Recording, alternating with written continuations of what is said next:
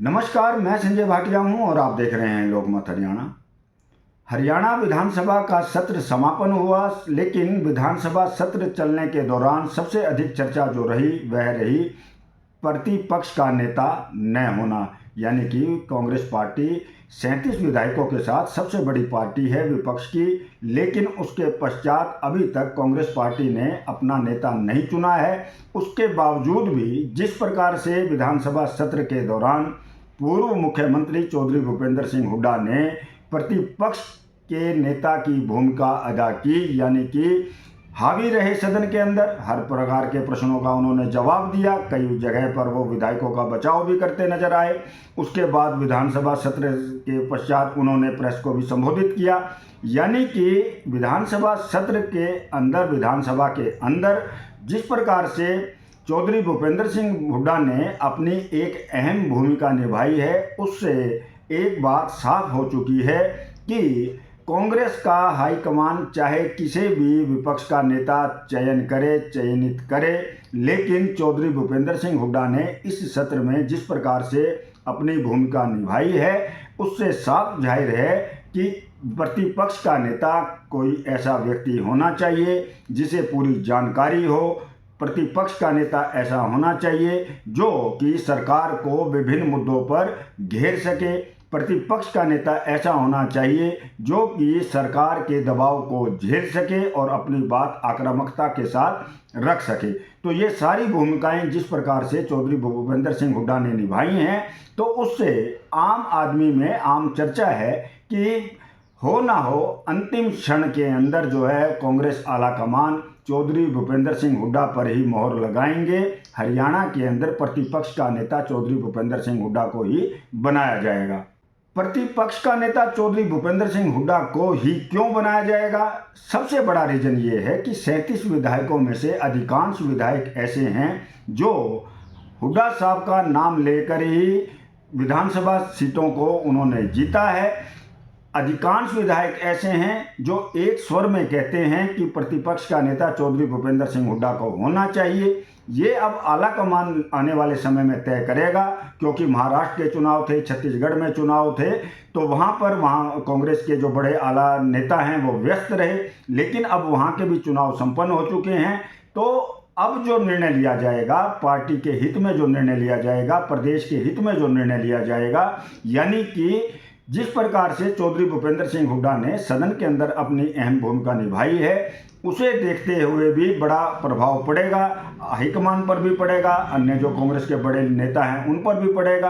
क्योंकि चौधरी भूपेंद्र सिंह हुड्डा ने बिना किसी अधिकृत पद के होते हुए भी जिस प्रकार से अपनी वाणी को मुखर रखा है, जिस प्रकार से सदन में अपनी आवाज़ को बुलंद किया है, तो उससे साफ जाहिर है इसका जो प्रभाव है कांग्रेस आलाकमान के पास भी गया है, बड़े लीडरों के पास भी गया है, और जहां तक राजनीति के बड़े जो विद्वान व्यक्ति हैं उनका भी एक ही मत है कि आज की स्थिति में 37 विधायक होने के बाद जिस प्रकार से कांग्रेस एक बड़ी दल के रूप में हरियाणा के अंदर उभरी है, तो भूपेंद्र सिंह हुड्डा जो कि पूर्व मुख्यमंत्री भी रहे हैं, उनसे बेहतर प्रतिपक्ष का नेता और कोई नहीं हो सकता है। वहीं इसी खबर में आज मैं बात करूंगा रोहतक लोकसभा सीट से सांसद चौधरी भूपेंद्र सिंह हुड्डा के बारे में।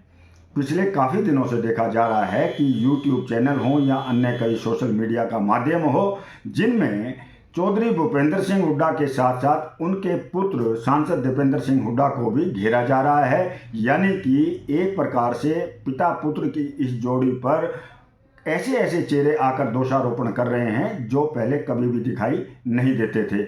लेकिन आज समय थोड़ा खराब है, तो ऐसे लोग भी सोशल मीडिया पर सामने आ रहे हैं जिनका कोई राजनीतिक वजूद नहीं है। लेकिन बात यह है कि आज समय खराब है और ऐसे कुछ छुटभैया नेता उभर कर सामने आए हैं जो कि पिता पुत्र की इस जोड़ी को प्रहार कर रहे हैं, उन्हें घेर रहे हैं। लेकिन आज मैं बात करने जा रहा हूं युवा सांसद दीपेंद्र सिंह हुड्डा के बारे में।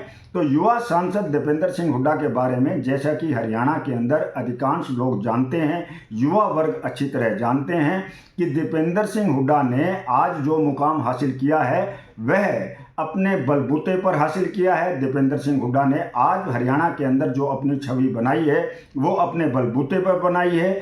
यानी कि जब उनके पिता चौधरी भूपेंद्र सिंह हुड्डा हरियाणा के 10 साल सीएम रहे, मुख्यमंत्री रहे, तब भी दीपेंद्र सिंह हुड्डा ने एक आम साधारण नेता की भांति लोगों की भावनाओं की कदर करते हुए बिना किसी तामझाम के लोगों के बीच में पहुंचकर अपनी बात को रखा है, लोगों के बीच में पहुंचे हैं, लोगों की आवाज़ को सुना, उनके कामों को करवाया। यानी कि दीपेंद्र सिंह हुड्डा के ऊपर सत्ता का नशा कभी चढ़ा हुआ दिखाई नहीं दिया। आज समय देखते हुए जिस प्रकार से कांग्रेस, बेशक सरकार कांग्रेस ने नहीं बनाई है हरियाणा में, तो उसका जितना दोषारोपण हुड्डा परिवार पर किया जा रहा है, अन्य किसी नेता को नहीं लपेटा जा रहा, ये कहीं ना कहीं हमें सोची समझी साजिश लगती है। ऐसा दिखाया जा रहा है कि चौधरी भूपेंद्र सिंह हुड्डा, दीपेंद्र सिंह हुड्डा सिर्फ जाटों के ही नेता हैं, जबकि सच्चाई ये है कि चौधरी भूपेंद्र सिंह हुड्डा के 10 वर्ष के शासनकाल में 36 बिरादरी के लोगों के काम हुए, 36 बिरादरी के बच्चे, युवा जो थे नौकरियों पर भी लगे। लेकिन अब उन सभी बातों को गौण करके कुछ ऐसे लोग हैं जो सिर्फ हुड्डा परिवार को, चौधरी भूपेंद्र सिंह हुड्डा और दीपेंद्र सिंह हुड्डा को जाट नेता बनाने पर ही तुले हुए हैं। मेरा तो यहाँ तक कहना है कि अगर चौधरी भूपेंद्र सिंह हुड्डा ने जाट नेता कहा जाता है तो ये बहुत अच्छी बात है। किसी भी जाति के लिए बड़ा एक गर्व का विषय होता है कि उनके समाज का व्यक्ति कोई उच्च पद पर पहुंचा है। अगर चौधरी भूपेंद्र सिंह हुड्डा ने अपने समाज के कुछ लोगों के काम किए भी होंगे तो इसमें कोई गलत बात नहीं है, क्योंकि आदमी समाज से ही ऊपर उठता है। लेकिन अब जिस प्रकार से चौधरी भूपेंद्र सिंह हुड्डा और दीपेंद्र सिंह हुड्डा पर एक लेबल लगाया जा रहा है, जाट जाट जाट कहकर उन पर एक प्रकार से प्रहार किया जा रहा है, पूरे हरियाणा में ये मैसेज दिया जा रहा है कि अगर चौधरी भूपेंद्र सिंह हुड्डा मुख्यमंत्री बनते तो जाटों के ही काम होते, यह कहना कहीं ना कहीं बड़ा गलत है।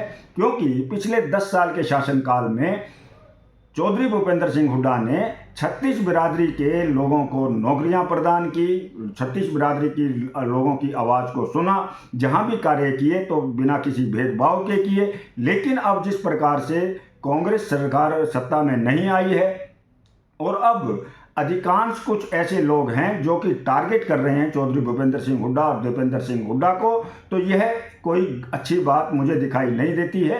राजनीति है, आज सत्ता नहीं आई है, आने वाले समय में प्रयास किया जाएगा कांग्रेस के द्वारा, चौधरी भूपेंद्र सिंह हुड्डा के द्वारा, दीपेंद्र सिंह हुड्डा के द्वारा प्रयास किया जाएगा। 2029 का चुनाव कोई ठीक है, 5 साल का समय है, जो कमियां रही हैं उसे दूर किया जाएगा। लेकिन एक हार के बाद दीपेंद्र सिंह हुड्डा जैसे एक युवा नेता की छवि को खराब करना, ये कहीं ना कहीं गलत बात है।